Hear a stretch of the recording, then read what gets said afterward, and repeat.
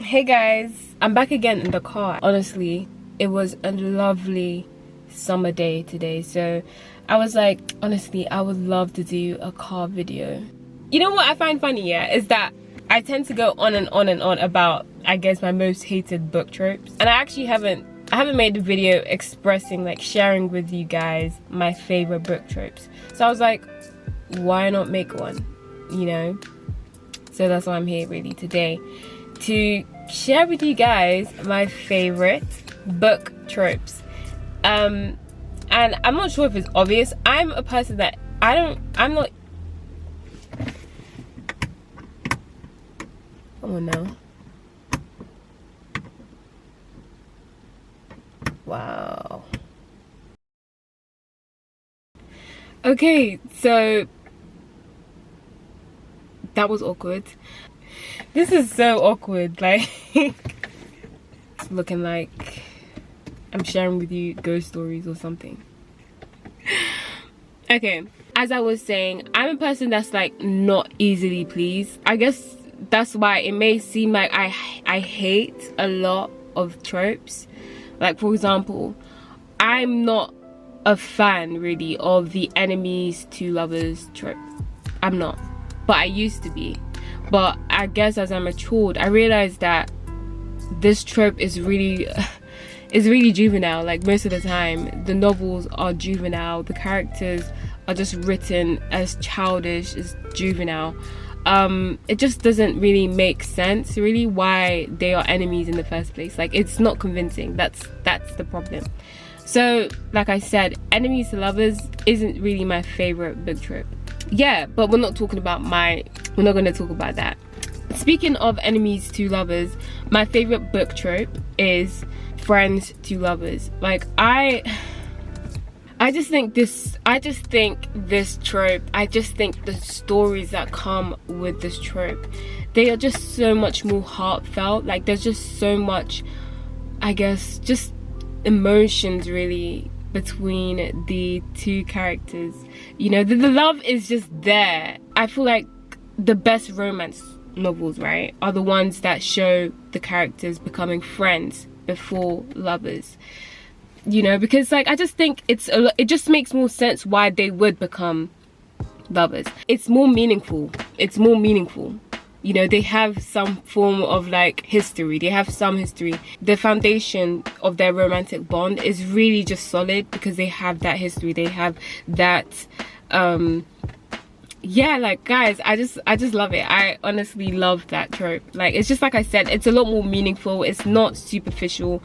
Enemies to lovers, it tends to be superficial. It tends to not make sense to me why they become lovers, but 10 pages before they were literally hating each other. Like, it doesn't make sense. Yeah.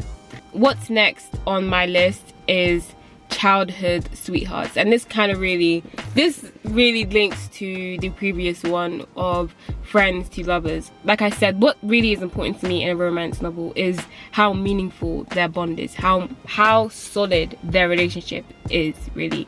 Like, I just feel like, wow, they are endgame, really. Like, they are endgame. Like, I see these two people being in a couple, being in a marriage, being together after I close this book, after I finish this book, to the point where at times I feel like I don't want to finish this book.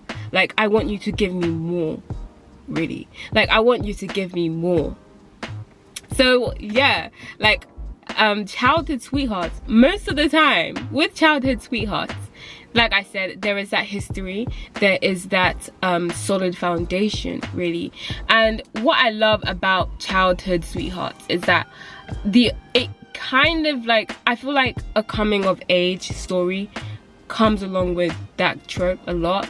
So you see the growth, really. You see the evolution of these two people. I just love to see someone progress from child, teen to adults. Honestly, I just love novels like that, and I love especially seeing that in a romance novel, because like you see not only just one person progressing, changing, but you see the other half doing the same, and sometimes they might not gel well in moments of puberty, in moments of just self-discovery really. So there are obstacles along the way that they overcome, but like I said, at the end of the day they overcome it, and there is that solid foundation really to just, yeah, I could go on and on about this trope, guys, but I love this trope. So yeah, childhood sweethearts. Oh, it's even so cute.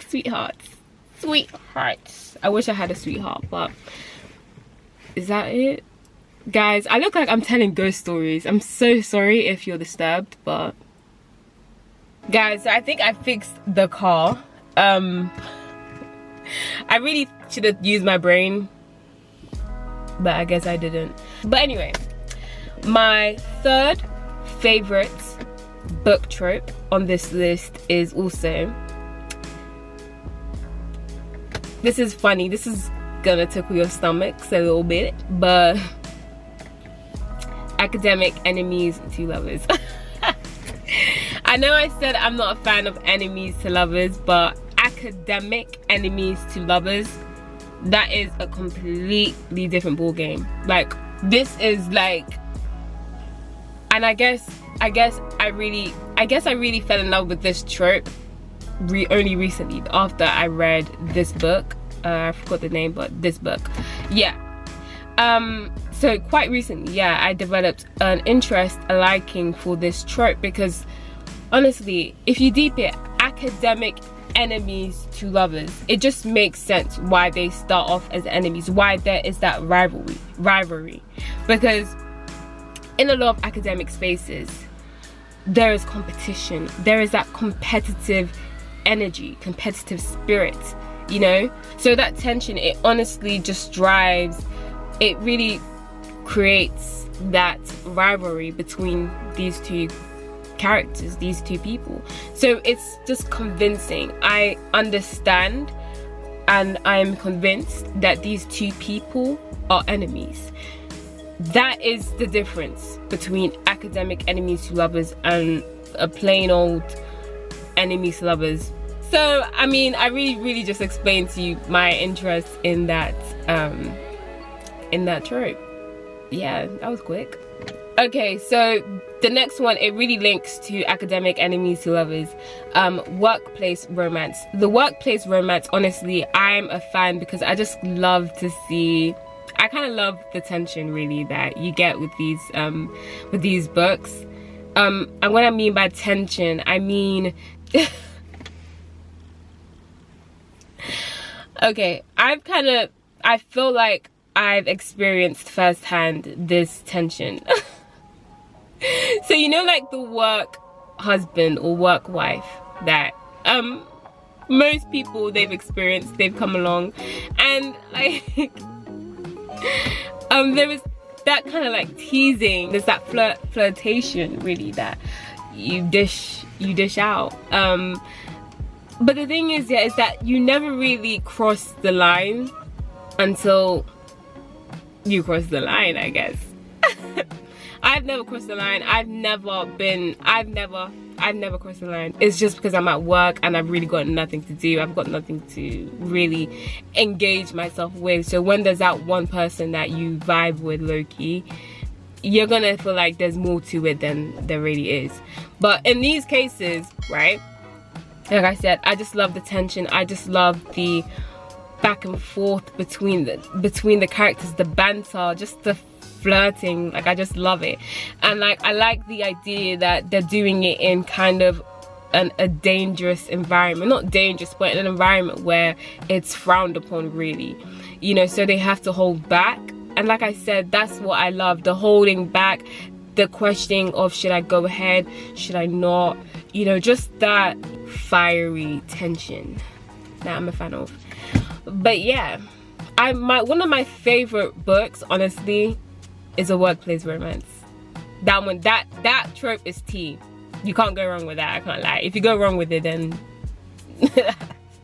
my final favorite book trope on this list is opposites attract. I honestly am a fan of opposites attract. Like, I love opposites attract. You can apply this book trope to every environment, to every facet of life, really. It could be workplace, it could be just meeting someone randomly in a coffee, in a cafe or whatever. Like, I just love it. Like, I just love it.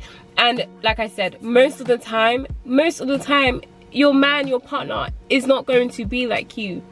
You're not going to share the same things. You're not going to share the same interests. You're not going to be twin. Like, twin, where have you been? Like, no, that doesn't exist.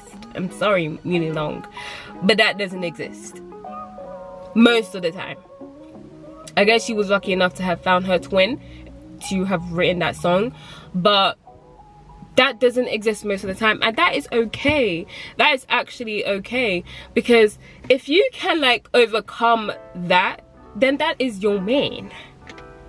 If you can overcome, I guess, characteristics that don't gel well with yours, but you just love him down anyway, that is your man. Yeah. So what I mean about what really I love about this trope is just like the bumpy road, really, that they journey on, really, that they journey through, you know. I just love to read a bumpy, you know, romance novel where I feel like, wow, this is a sticky one. Are they even supposed to be together? But there is that one instance, there's that one shift, really, that they realize, this is my man, or this is my wife. This is who I'm supposed to be with, even though she is mean. I've read a book like that. It's just such a relief, really, to read when they overcome that obstacle, you know. And it could be multiple obstacles, but it's just the fact that he loves her for who she is, you know. And that's just what I love about this trope. I just feel like you can relate it's just relatable. Like, it's so relatable. Like, you know what I mean? Like, it's just so relatable. It's just, ugh. Like, when you reach the end and you find that you've read a book about realistic people, you feel like it's a job well done. You know what I mean? Like, you give yourself a pat on the back, like, wow, I can't believe I found this book and I enjoyed it, and I felt like it spoke to me. But yeah, guys, I don't know if I'm reading too much into this trope, but I just love this trope. It's not, obviously, it's not my favorite on this list. This list wasn't ordered, by the way, but I just love it. I just love this trope. Those are my favorite romance book tropes. Comment down below and share yours if you can. But yeah, that's this video, guys. I hope you enjoyed it. I hope you found it funny at times or whatever. I hope you enjoyed it. Please like and subscribe, and please make sure to check out my other book edition videos. I have a ton of things to get off my chest. If books don't interest you like that, make sure to check out my vlogs. I've got 2 vlogs uploaded now on my channel, so make sure to check that out. And peace.